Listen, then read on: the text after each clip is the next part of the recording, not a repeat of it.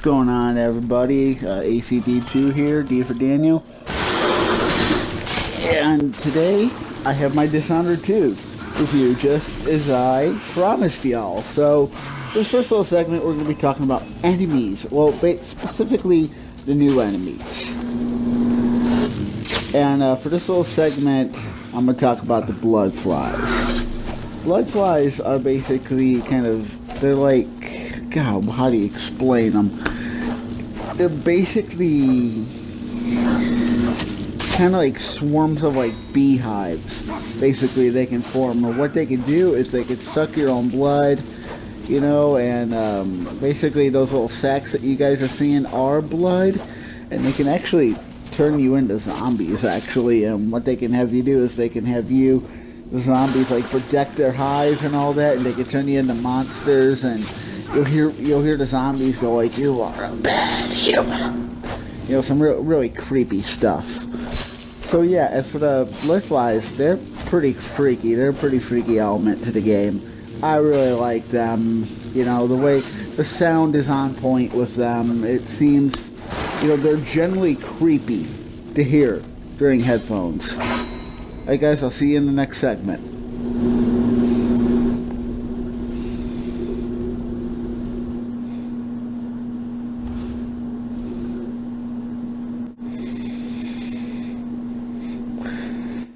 What is going on, everybody? So anyways, back here to this segment, the second segment. As you can see, we're on the loading screen right now. Well, of course, duh. Alright, so for this segment, we're going to be talking about stealth gameplay. So basically, in this segment, you can go in and out of this segment, and basically you can kick them through walls, and you can do whatever you want to them. Basically, treat them how you want. Slice them in half, come up behind them, do whatever you want. Just gotta be quiet, of course. But as you can see, when I like to, yeah, that was actually pretty funny. I had to do that. But as you can see, during the Dishonored gameplay of stealth, it's basically to play the way you want, just like you had it in the first one, you know. But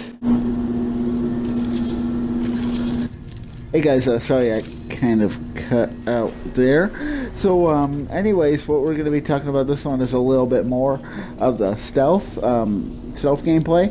And basically what I'm doing right here is I'm trying to take care of these enemies. And as I said, I'm coming in and out in the segment, you know.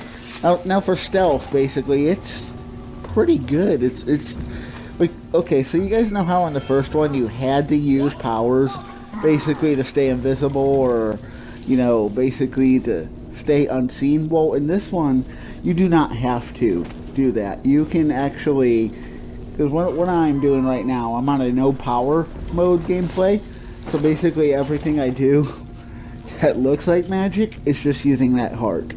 So the stealth is pretty fluent to me, but yeah, as it said, stealth is pretty fluent, and so is the attacking. It's all really fluent. So guys, anyways, now we're going to be talking about movements. As for the movement, it's pretty fast. It actually feels a lot better than the first Dishonored. You actually had a hard time outrunning the enemies, and this one you can actually run around the corner and actually hide from the enemies. So that's really good. So I definitely give Arcane Studios a definite solid on this part. Definitely.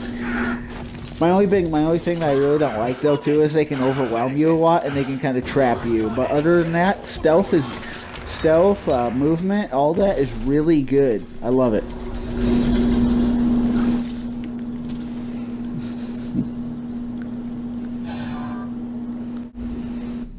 Alright guys, so now in this segment we're going to be talking about puzzles.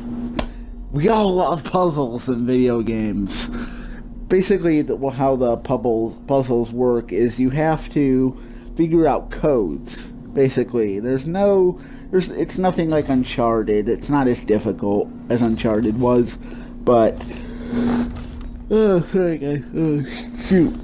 But anyways, basically a lot of the puzzles are codes, and you have to figure them out. They're all very easy. Most of them are, you know, quite there. They're in the notes, or they're like on a calendar or somewhere, or you know, or in a story, a paragraph, or like a document. They're mostly all there. So for puzzles, I really like the way they're handled. The worst here. The two times are overlapping somehow. Alright. Alright guys, so in this segment now we're going to be talking about graphics. As you can see, this is actually a part of the puzzle. You guys can screenshot that if you want. Graphics, actually, I would say they're definitely very fluent. Definitely a 10 out of 10. The graphics, you know, are pretty good. There's not a whole lot of glitches where that's concerned.